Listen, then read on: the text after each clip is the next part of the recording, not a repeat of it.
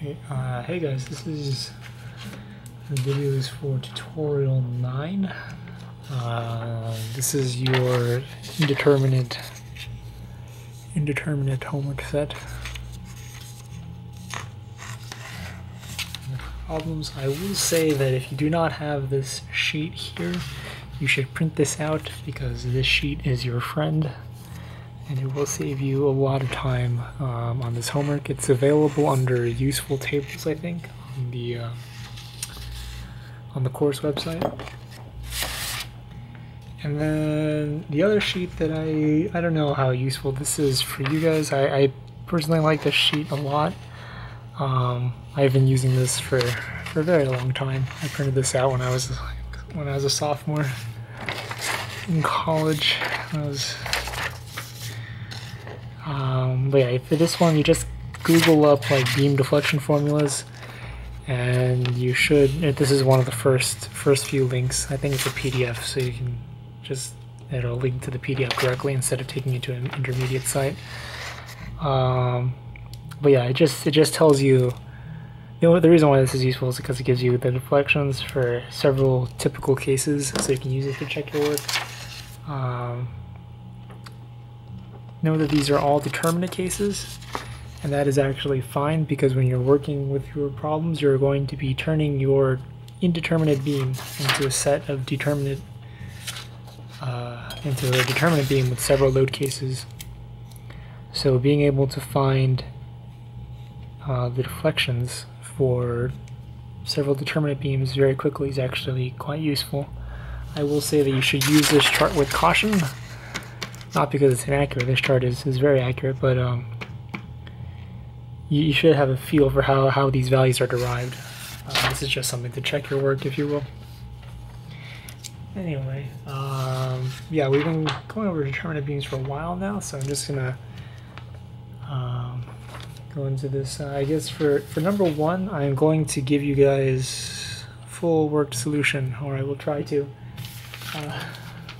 And I say try because I haven't been able to check my answers on RISA correctly, because RISA uses different methods than RISA. I think RISA's calculating the reactions, including the effects of shear, whereas we are not interested in that, and so our deflections are slightly smaller. So I haven't been able to verify these answers. My answers are close to RISA, but they're about 10% off. So we'll see. We'll see. Yeah, I sent an email to the professor asking him just to clarify. We'll see if that is expected, and we'll see. He hasn't had a chance to reply to me yet, but anyway, yes, this problem. Let's get started. If I'm working with this is our original beam, and there is some distributed load on here. I want to break this beam up into. I want to find. I'm looking for the reactions and the moment diagram. I note this is the moment diagram, not the influence diagram. This is what we've been doing for a long time. The influence diagram, yeah, as I'm pretty sure you guys saw last week, they're completely different. But anyway, to draw your to find your reactions. We need to turn this into a determinate beam first, so let's find which reaction. Let me label this A. It's not labeled on the sheet, but I'm just going to label this A, B, and C. This is some length 2L, and this is some length L, and we have some distributed load omega. Okay, so first things first is you want to remove one of these supports to get a determinate beam. And which support do you want to remove? I think removing support B will be the easiest one, because then we have a simply supported span with no overhang. If I remove C, which is perfectly possible, I have an overhang here, which is it's not gonna cause too many problems, but it's gonna make the problem longer than it should be. I cannot turn A into a roller because then my problem is unstable. I could make it. I can make it a roller in the other direction. So instead of roller this way, I can make it roller this way, but it'll make things a little tricky again, because we'll have two separate sections. So yes, I think removing the B is going to be the best choice. So let's cross this one out. And let's just draw our beams again.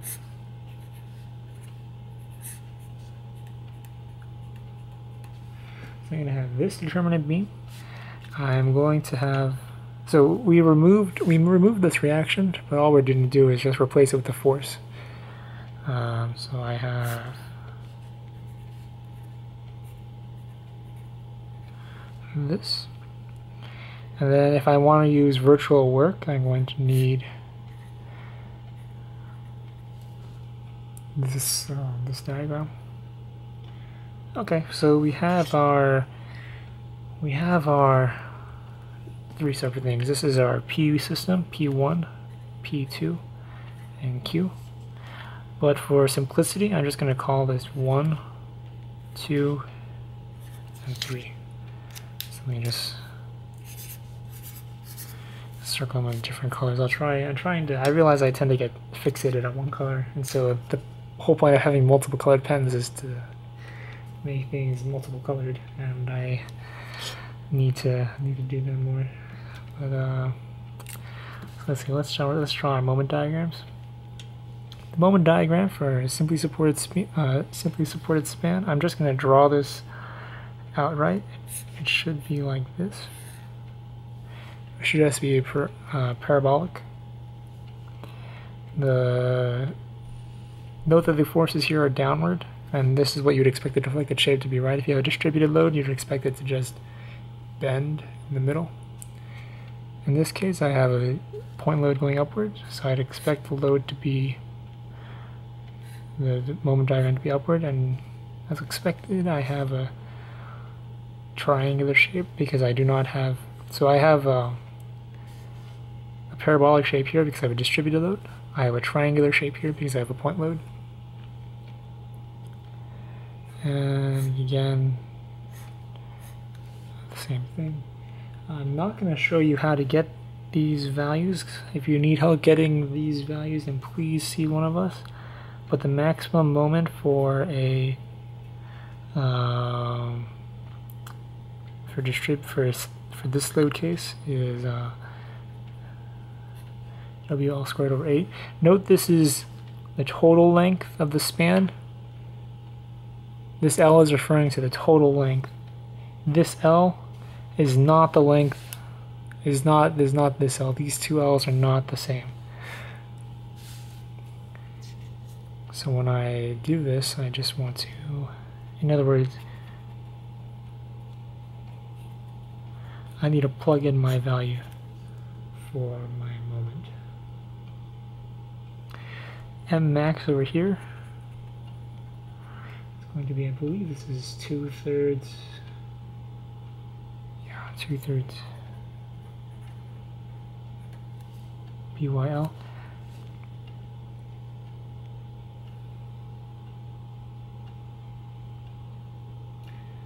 This one, let me make sure of something. I have the force here is 2/3 BY times L. Yes, so that is correct. 2/3 L. Okay, so I have my 3 moment diagrams for this. So the next step is to, oh yes, I actually ran out of graph paper. Can you believe that? I bought almost 1,500 sheets of graph, 1,500 sheets of graph paper at the start of this semester, and somehow I managed to go through almost all of it.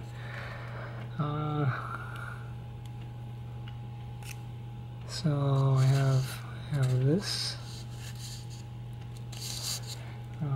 Yes, let me use blue. The next part is I want to find delta 1, or sorry, delta B for the first load case. I want to find the deflection at this point. I want to find the deflections at each of these 3 points due to each, or sorry, of each of these points due to each of these load cases. I do this, I'm gonna get, I'm supposed to leave the EI on the right hand side, but I always bring it over to the left just because I don't like carrying it through all my steps. If I do this, then I'm just getting these equations from this table here. So as you can see here, I have my P system is a parabola, and my Q system is a non-right triangle. My P system is a parabola, my Q system is a non-right triangle.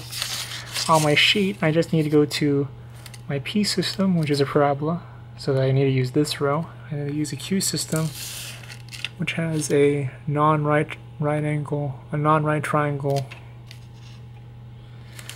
moment diagram. So this row, this column, I need to use this formula. M1 is referring to the maximum moment of my Q diagram, which is just 2/3 L. M3 is referring to the maximum moment of my P diagram, which is 9WL squared over 8. L is referring to the total length of my diagram. So in this case, it's going to be 3L.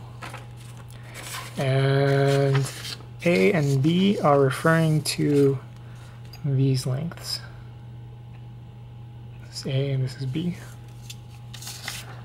So the diagram is, the chart is pretty easy to use. So I strongly encourage you to use that for this homework.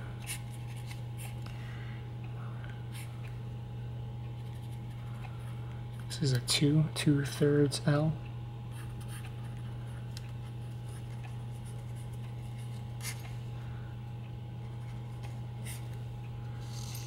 And then I'm not going to do all the simplification here, but you end up getting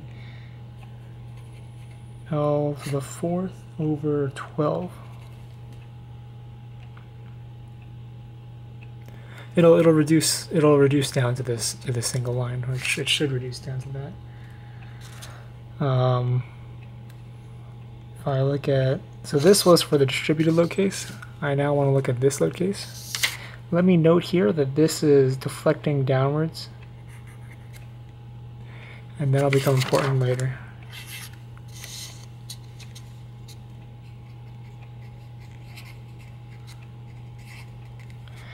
So I want to do a second deflection case. I just need to find, in this case I'm interested in two non-right triangles. I'm interested in a non-right triangle here, and the same non-right triangle from before. So for this row and this column, I go to this chart.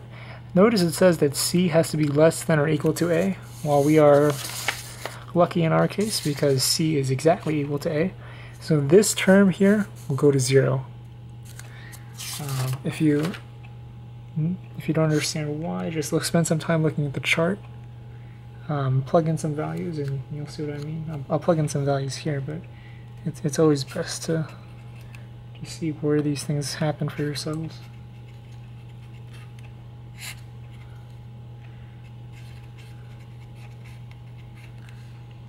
And this will go to 0.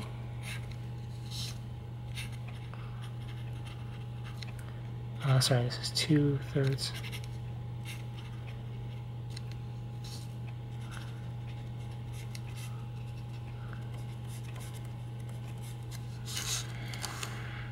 When I reduce this, I end up getting 4/9 by L cubed, and this is going to be upwards. Note that these two are in different directions. This means that for my next step, I will need to so I've been telling people that you need to use this relationship, like the sum of your deltas equals 0. Many people have just been saying delta B1 equals delta B2. In our case, that is true, but what's actually happening here is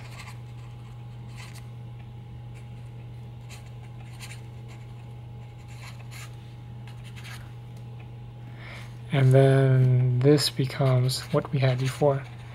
And I only bring this up because in the next case, in problem 2, you have 3 terms. So in problem 2, it won't make sense for you to have just 1 term equal 1 term, and they won't just happen to work out that way. You need to think carefully about what direction these things are going to be deflecting.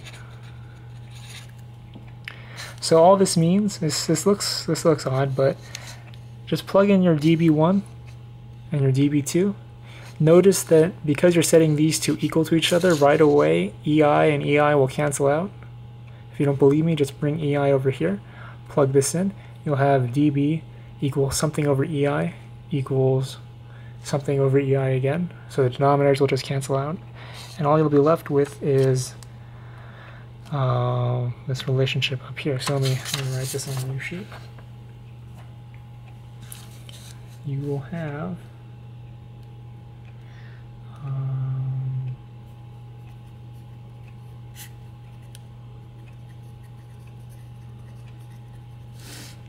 sorry, you will have this.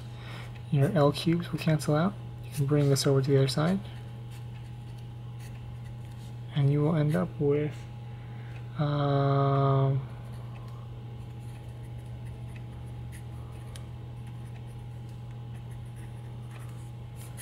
this will be your BY. So that is half the problem. Now that you have this, you need to go back to your original problem, and let me draw this in black again. You need to go back to your original problem. What are your unknowns? You have AY, BY, CY, AX. If we do sum of forces about the X, AX is going to be 0. If we do, let's do sum of forces about the Y, AY plus BY plus CY minus 3WL equals 0. And if we do sum of moments about A, we end up getting, let's make this Y positive, we end up getting 2LBY plus 3LCY equals 3LW over 2. Now notice that we only have, we actually know what BY is. So our only unknown is CY. We know what BY is, find CY. And CY is going to be 9 over 2. I'm not including all the steps here because it's just algebra. But just plug in your value for BY into here, distribute everything out, and you should end up with this value. Plugging A, sorry.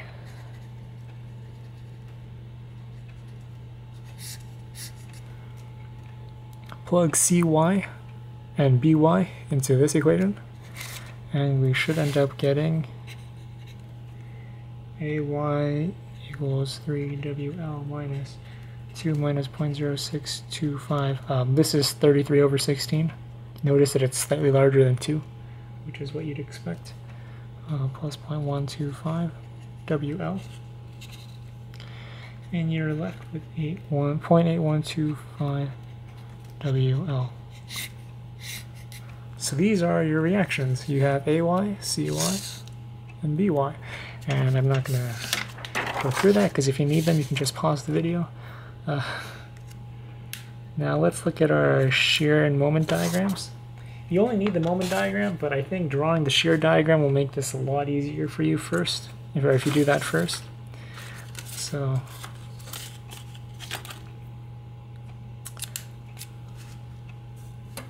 let's see.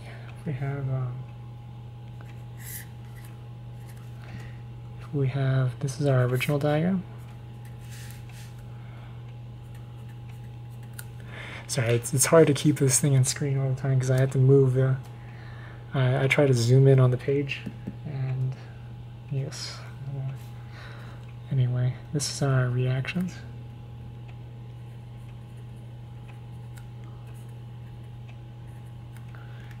.0625 WL, and this is 0.125 WL. As always, we graph our shear diagram. Our shear diagram, just follow the arrows. We start off with we always start at 0, and then we look at our first reaction. Our first reaction is pointed upwards at 0.8125, so we go up by 0.8125.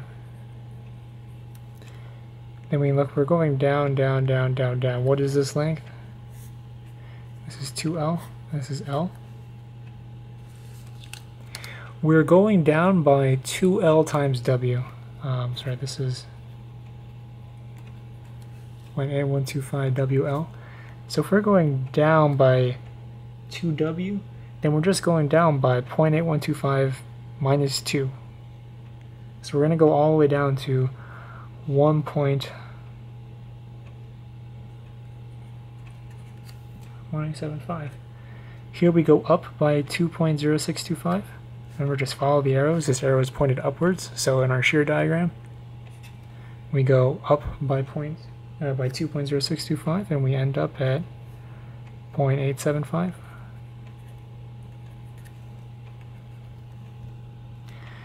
We go down by 1 again, by 1 WL.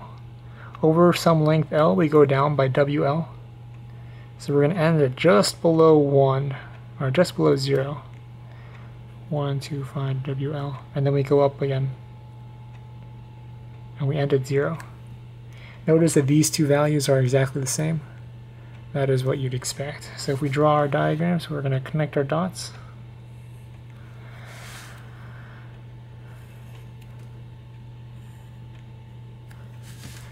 And that is your shear diagram. The moment diagram is just based on this. I'm not going to show you how I get these values. I will tell you that moment diagram is just taking the areas. Let me use a different color again. You're always just worried about you're just always interested in the areas. My moment diagram has to start and end at 0. I have no applied moments on here. If this were a cantilever, I would not be starting at 0. This is positive, negative. At first, I am increasing quickly. Yes, I'm increasing quickly, and then I slowly taper off to 0. So that means my shape should look like. Well, first, if I want to be technical about this, I should find the maximum. I should find the area of this triangle. I'll draw that here. This is going to be 0.33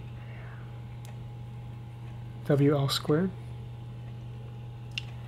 At this point, if I take this and I subtract this area, sorry, this should be negative.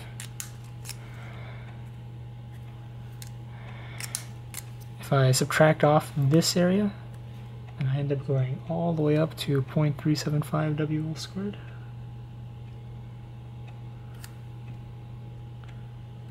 And over here,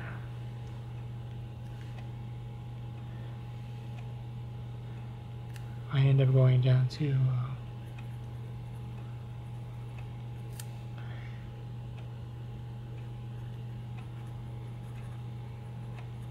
just slightly below 0. So let me draw these. I have a steep slope here, a 0 slope here. So I have a 0 slope here. I have a steep slope and a steep slope. I try to, this isn't a very good, and then I go up. And over here, I'm going to go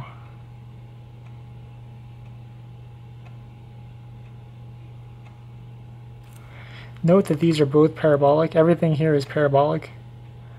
And then these two meet at a point. This is not a smooth curve. So yes, that is this is a long video, but this is your moment and shear diagram problem. This is your moment diagram. This is everything you need to do this problem, and so hopefully problems 2 and 3 will be, I should be able to go into those in a lot less detail. Because I skipped over a couple of steps, nothing important. I mainly skipped over the algebra. If you need help with getting any of the values that I kind of skipped over how I got my moment values, I think. But if none of this, if something here isn't clear, please stop by and see one of us in office hours. Yes, I might be available after class on Friday, but we will see. Because I think Tuesday's a little bit too last minute for any serious questions. But yeah, let us know if you have any problems with any of this.